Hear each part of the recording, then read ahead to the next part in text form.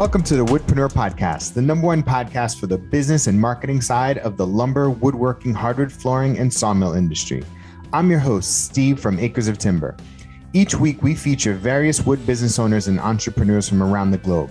We share their stories, paths, insights so that you can network, learn, and grow your own wood business.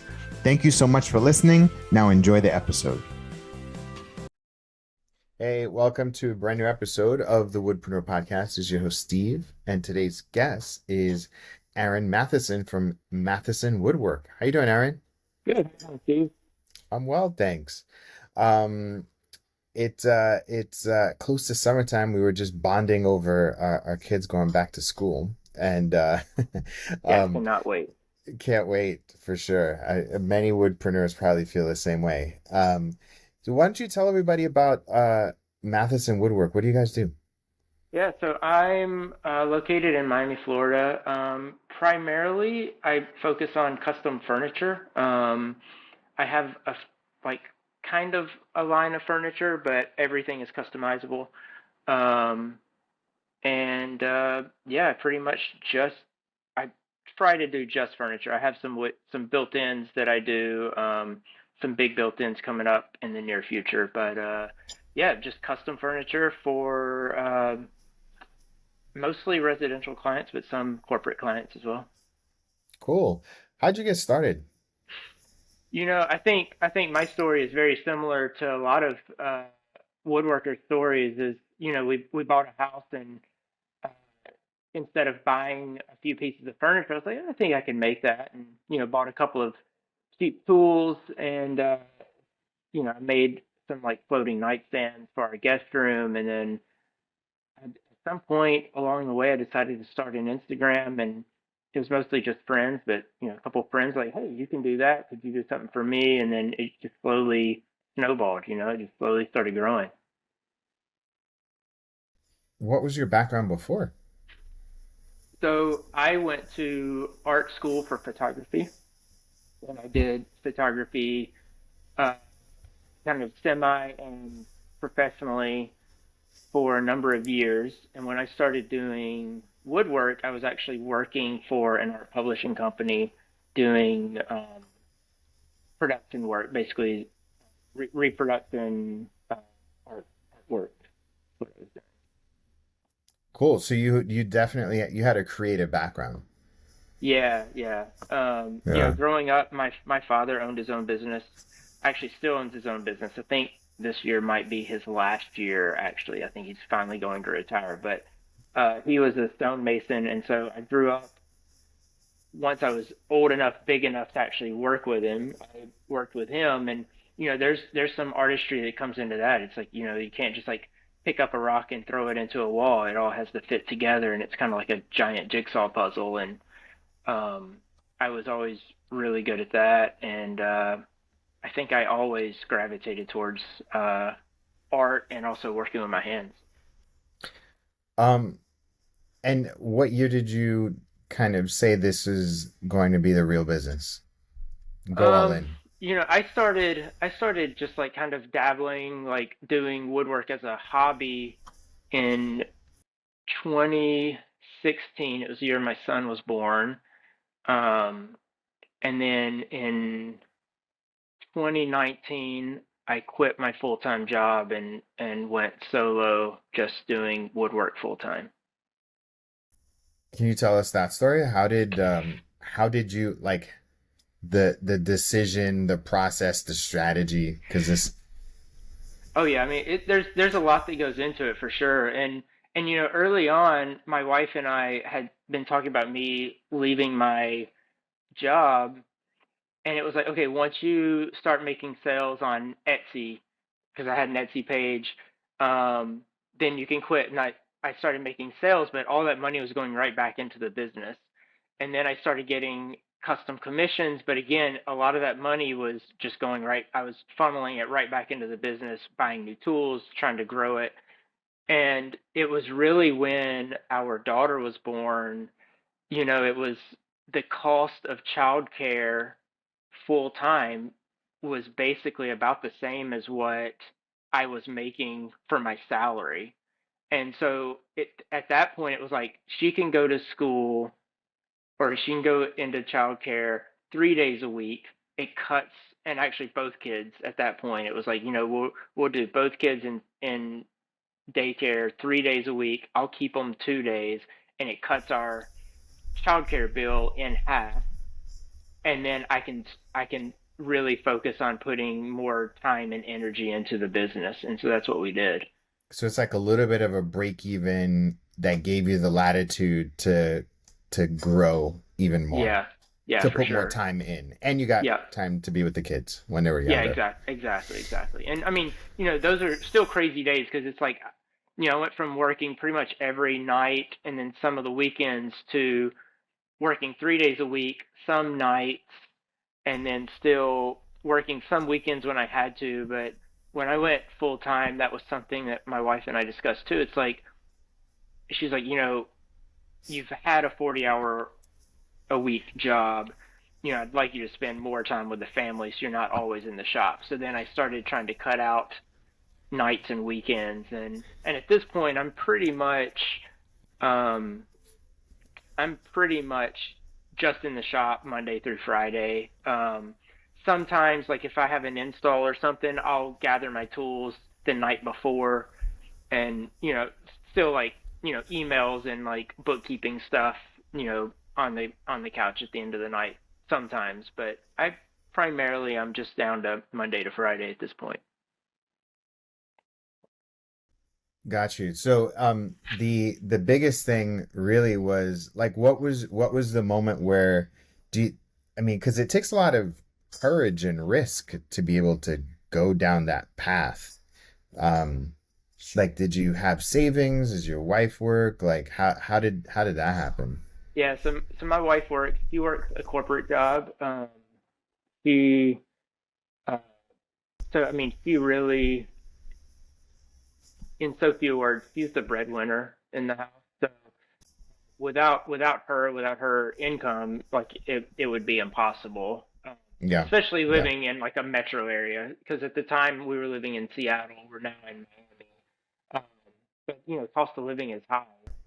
To do yeah. that solo as a woodworker, it's tough. Like um, that's one thing that was, my background was in photography, and it's like the money in photography is pretty good as long as you can get in front of enough people.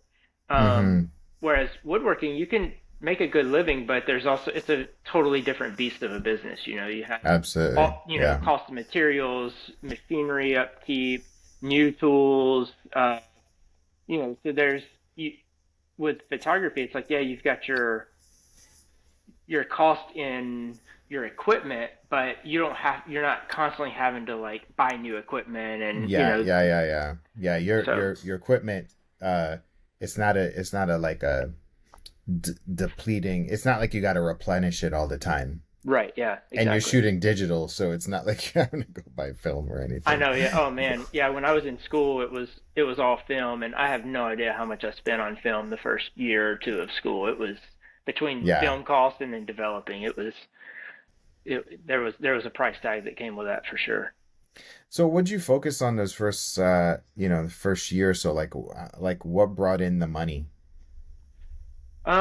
Pretty much furniture. I always like design. I've always been drawn to furniture design. Even before I was doing woodwork, when we moved to Seattle, I looked into school. I was really considering going back to school for industrial design, and I really wanted to design furniture. Even though I wasn't making anything at all, I just was always drawn to that design process. Um, so really, there were a few things. So I built a few things for us. Um, I made a few spec pieces, and then at some point, a friend of mine, he had a big maple tree come down in his yard, and he had it all slabbed up a few years before I even knew him. And he basically reached out and was like, "Hey, I've got all this lumber. I was going to use it. I just don't have the tools or the time. Do you want it?" And so I took that, made a few pieces. He ended up commissioning me to build. a table for them out of that tree. And then, every time I made something new, I put it on, I had created a website at this point. So I put it on my website, I put it on Etsy, and then I started getting more traction on Etsy. And a lot of it would be people would see something, they're like, hey, we really like this. Could you do this instead? Or we're looking for this style of table. And so then I would design something. And so that really got the ball rolling. And so I got to where I had a pretty steady, probably 2 to 3 month lead time, um, pretty quickly. Like by the end of the first year, I had probably a 2 month lead time, and currently I keep about a 3 to 6 month lead time, like all the time. What was your main marketing vehicle? Probably Etsy, a little bit of Instagram, but I've never sold a lot on Instagram. It hasn't been a really like money driver for me. And then I get some traffic to my website and sell a few things from my website. Um, but yeah, I think Etsy's probably been the biggest one over the course of the last few years. And are you able to like take clients off of Etsy and develop relationships from there? Yeah, so actually, I just uh, got a deposit for probably the largest job I've done so far. Or actually, it's not probably, it's the largest job I've taken so far. And they found me on Etsy, and they were just looking for some benches for a client of theirs. It's an interior design client. And then they're like, "Hey, do you do custom stuff? We'd love to send you some drawings." And then that's constantly like they have me booked through the end of the year at this point, and then I met with them yesterday, and they have possibly three more projects coming up that they want me to look into and quote. So, That's um, awesome. moving, working with people and I try to move everything off Etsy if I can. What's in your sort of your core tool stack? Like what enables you to do like what you need to do? As far as in the shop, my shop tools. Yeah, and the shop tools. Yeah, they're the core main ones that allow you to build. So I have a saw stop. I have a 3 horse saw stop. When we got to Miami, I came across a really old 12-inch joiner. Um, it was built in the 40s, and I got a good deal on that. Um, and then like I constantly use router table, bandsaw. Here a couple of months ago, I finally upgraded my planer. I went to a 20-inch helical head planer. And then I turn all my own legs. I also have a lathe that I use pretty regularly as well. So Yeah, I saw some of the leg stuff. It looks really cool. yeah. Your work is beautiful, man. Oh, How thanks. did how did you develop your own sense of style? You know, like I've always been drawn to mid-century furniture. I I think for me, it's like I grew up in Tennessee, way out in the country, and everything is like farmhouse traditional. And to me, I really don't like it. It's not my style, and I think being around it all my life, it just kind of I'm just like, oh, it's just like I've never really liked it. So I've always been drawn to mid-century, and then as people have contacted me, it's I try to skew my designs towards a more minimalist or a more mid-century style. Um, and then it's worked, and it's also just been super popular in the past few years, so that's helped as well for sure. That's cool. And it's a lot of like sort of drawing inspiration, testing it out, Absolutely, yeah, putting, clients come to you and you're like, "Oh, maybe you should try this." And then yeah. kind of collaborating back and forth. A- Yeah. Absolutely, yeah, yeah. I mean, it's hard to work with directly with clients without being collaborative to a point. It's like you have to listen to their needs. You can't just push kind of your prerogative or your what you want to do. Like years ago, I met this photographer, and at the time I was really into skateboarding, and I was like, I just want to shoot skateboarding full time for like magazines basically, and he was like, if I could do it, if I could have it my way, I would shoot nothing but horses and cowboys every day. But and he like pointed at his walls, and it was all like family portraits. He's like, but this pays the bills, and then when I have time, I go and shoot the stuff that I want. And so I look at that in my woodwork. Like there are definitely times where people will come to me and I'm like, I'm not super excited, but at the end of the day, it pays the bills. So you do what you got to do so that you can do what you love. Yeah, it's very true. And especially too, like a lot of times, like I just sent out an email to talk about like what your core product strategy. We should talk about that too, because it comes down to like what do you love to do? What will people pay for? And what do you have the skills and the capacity to produce? So it's like what if you have like a little Venn diagram, it's right in the middle. But to truly get to the point of where you want to build what you want to build, and I see a lot of people do this. They're like, I want to build what I want to build. I was like, but nobody knows you. You don't have a name. Yeah, You don't have a like, and so you have to do whatever it you takes in the beginning to pay the bills. absolutely. Um, I here I'm gonna show you something real quick. So that little coffee table there. So I made that top. I know this is audio, so people can't really see it, but I made that top like 5 years ago in hopes of selling it as a spec piece because I just came across the lumber. I put it together. I was like, this will sell super quick. It has been sitting under our guest room bed incomplete for 5 years waiting for someone to buy it. And the thing is, it's like, like I did that early on. I was making spec stuff and I'm like, this is gonna fly off the shelf. And then it just sits. I have a coffee table in my living room that I built for spec and I still have it and I've had it for 5, 6 years now. I mean, how crazy it is. Like you put something out there to sell, and people are like, "Hey, can you build something like this, but like this?" Oh yeah, absolutely. All the time, all the time. Or and I mean, and then sometimes it just comes down to shipping. Like people don't want to pay for shipping something like that.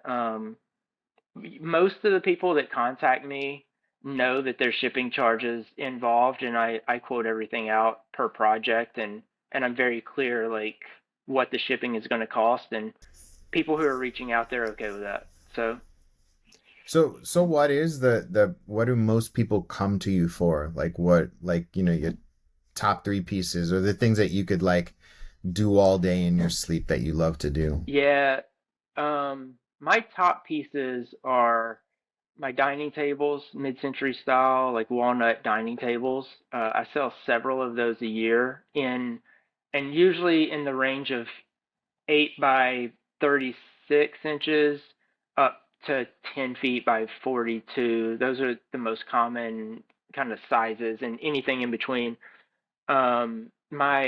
If you're looking at either my website or Etsy, my slat benches, I do like a kind of a modern take on a slat bench. I sell several of those a year. And probably, I think beyond that, it's more like built-in stuff. Behind me, this is one of the clothespin benches that I'm working on. This one is actually going to New York. Is Uh, that your design? Somewhat. It's there are people who make the clothespin bench. When I designed this, I took an actual clothespin and then put it all into like I basically designed it in SketchUp at the actual proportions and then blew it up. But Mm-hmm. that would if you do that, it's like a 9 foot long bench. And so basically at that point then I like scaled it down to work with people's spaces. So the shortest one I've done is five. Sorry,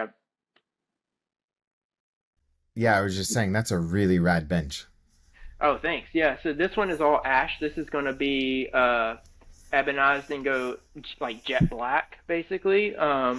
And it gets a custom. The spring that goes inside is a 3/4 inch diameter solid um, solid stock that a metal worker I know basically will like hand bend the whole thing and then the spring goes It's in one two solid sections. piece. It's Well, it's it one goes in solid piece. two pieces, but he Okay, starts it gotcha. out at a solid piece, and then we chop it, and then we're able to put it in, and then I attach it from the inside where you can't see it.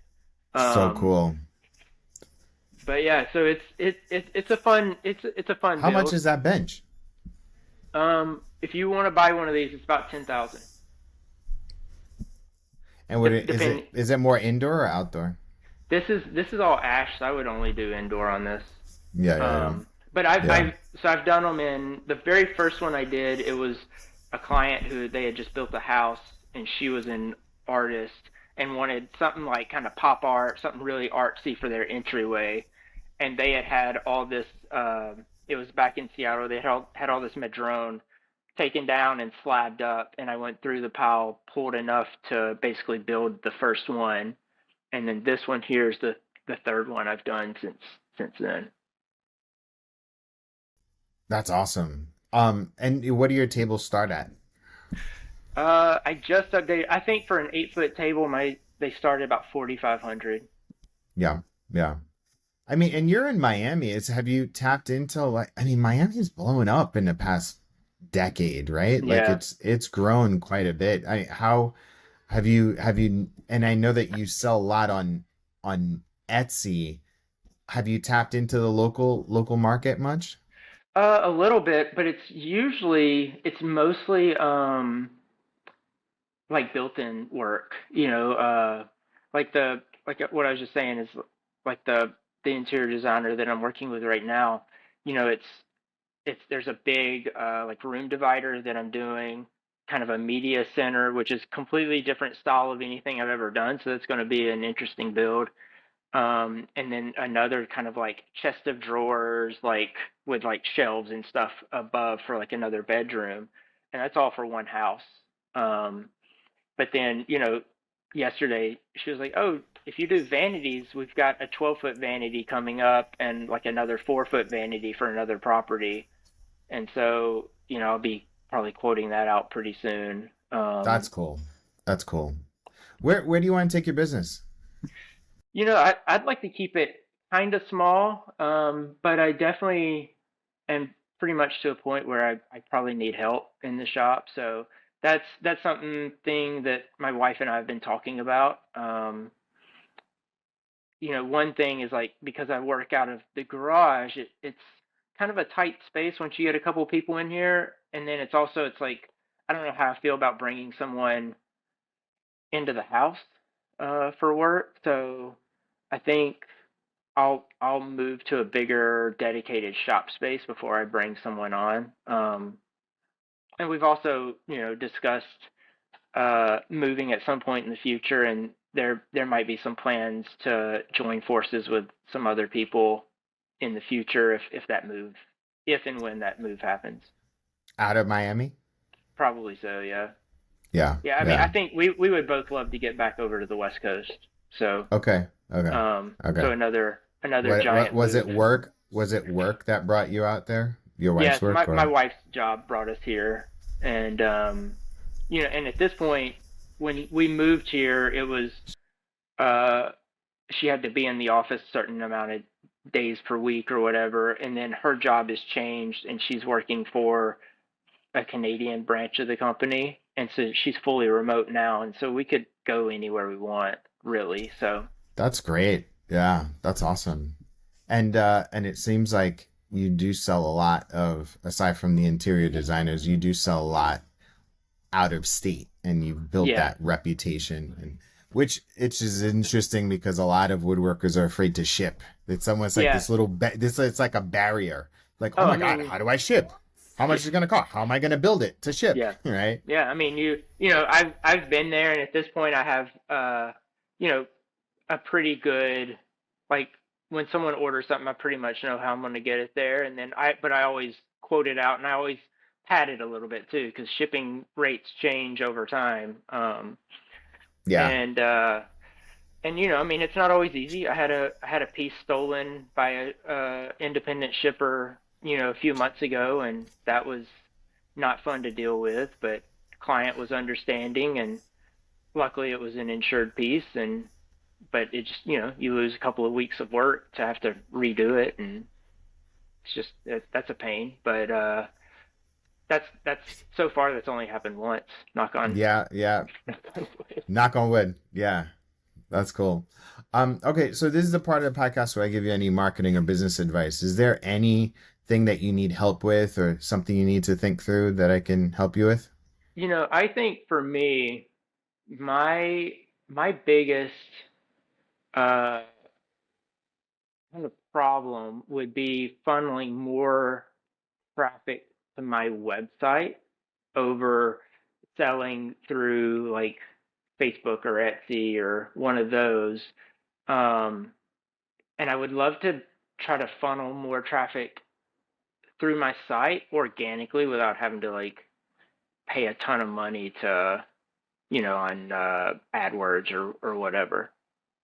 We are just releasing our latest training. And over this training, I go over how I helped generate $200,000 and 300 leads for clients. And during this 45-minute training, we will go over the frameworks, the strategies, and the concepts that you need to scale from 6 figures to 7 figures, or even just get started. These are the building blocks that I've seen help wood, lumber, furniture, millwork companies grow and scale. So I've been hearing it lots of times, like, I just need a training, I need a training, I need a training. So we finally put it together. So wherever you're consuming this, just click the link in the description and you'll be able to access it. All right. So I was just on your website Yep. looking. Yep. So there's a lot, you have a lot of stuff on here. Do you sell a lot of through your do you sell a lot of your online sales from your website?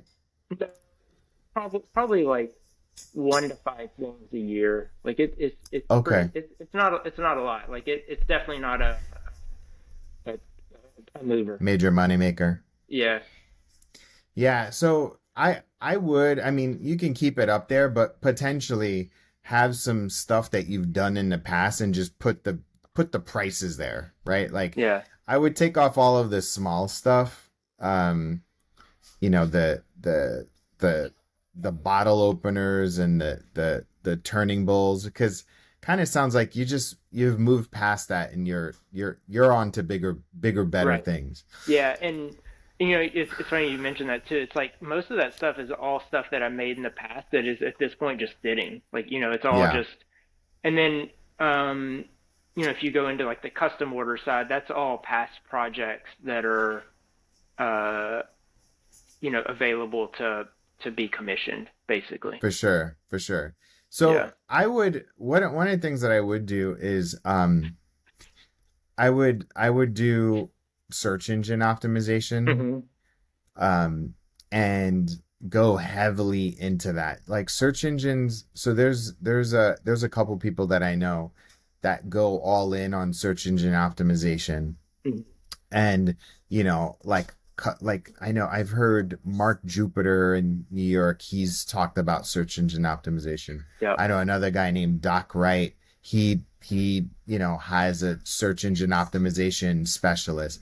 And it's really about optimizing all of um the meta tags, the words on your web page, with the types of, so it's like you almost need to get into the mind of your client, your Hmm. ideal client, and write the copy on your web page, um, so that when they are searching for it, you come up.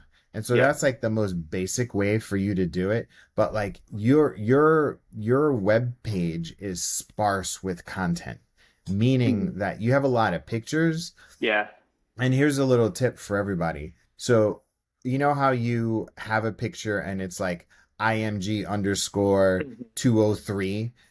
What you would actually should do is name them, you know, ash table, live edge, this, right? Like you actually Right. have to name it, because Yeah. then what ends up happening is that people search it and then the web crawlers will index those pictures as well.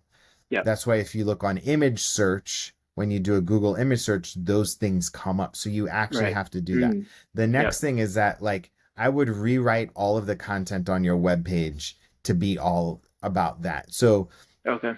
I mean, look, if I'm gonna do Miami furniture custom tables, let's just see Miami, Florida custom tables. Let me just see.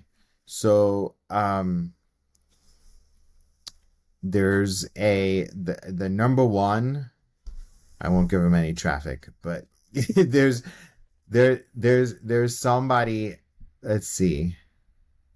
Yeah, there's somebody here that is number one, right? And they sell basically what you sell. And so one of the things that I would do is I would model your web page and your content off of that, obviously in your own style, literally. And so search engine optimization is a game. Yeah. And you can get pretty like analytical and strategic. And so depending on how many so like underneath the hood, there's like the pages that you see, and then there's pages that you don't see. And those are the things that actually help you get ranked even higher. So how you do that is that you actually have to, every product that you create, you have to create its own page for that. Gotcha. Full with content. Yeah. Mm-hmm. The next thing you have to do is create a blog post and write blog posts often based off of what your client, it's a ton of work. But can I tell you that if you went down that strategy, you would get leads all the time. Okay. Like all the time. So like, I mean, I can tell you, let me see. I can tell you how many times, I mean, what do you want to be ranked number one under? That's a good question. I think for me, it would be just like custom furniture in general, but it's that's like hard. That's hard. Of the bread and butter stuff that I do, probably tables are like the best bang for the buck, I guess. Can I be more specific, because the more so Miami custom tables, like Miami, like mid-century modern, because I definitely skew more mid-century or modern, like mid-century or modern, like tables. Sure. Okay, so that doesn't show anything. So if I do Miami custom tables, Miami, or Miami, let's say custom furniture maker, and let me just do one more. Custom furniture, Miami, Florida.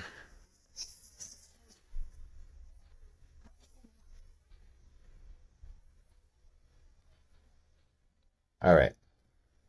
Miami custom furniture.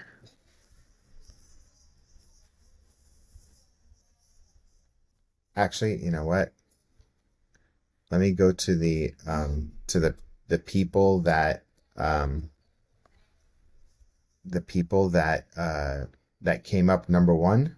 Let me just I'll show you how much traffic they're getting. Okay.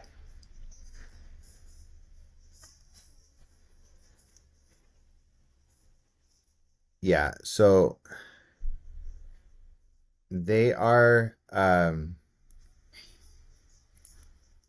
so custom furniture Miami is getting 90 searches a month. Right? Yeah. And they are let's just say number custom furniture Miami. Custom furniture Miami gets 90 searches a month. And let's just say they convert 10% of that. Right. Looking at nine leads a month. And then they close 3. Yeah. Times 5 or 10,000. That's $15,000 to $30,000 that they're making a month. Yeah. Just from one keyword. Yeah. You see what I'm saying? Oh yeah, absolutely. And it's funny. So my wife is in marketing, and this was something that we had discussed years ago. And we actually had one of her coworkers who was like, "Oh, like I'll come in and I'll help you do SEO stuff." And then that was right, like I think maybe 2 or 3 months before COVID, and basically COVID hit and life got all crazy, and then it just never got done, and it's never gotten done since then. It's like yeah. I would look at a potential redesign of your webpage. That's probably what I would do. I would look at a potential redesign and restructure it so that it's more SEO friendly. Because this is a Squarespace website, right? Yeah, it is. Yep. Yeah. So I mean, you can make it so that there's more content, but yeah, every image needs to have every product needs to have its own page. Yeah. Okay. And every page needs to be optimized. So that's what I would do, especially if and the other thing too is like I would look at building a brand locally, and at least forming more relationships with interior designers. Yeah. Like you have young kids that go to school, you should be selling to all of the parents at the school, right? Yeah. Like those are the types of things that I would do. I just did an install for it is, and I just did an install for a parent of a kid at school yesterday. So yeah, lean into that heavily. Is that helpful? Yeah, absolutely. I appreciate it. Cool. Awesome. I'm not looking forward to redesigning my website, but it helps. Absolutely. All right. Tell everybody how they can get in touch. Website, Instagram.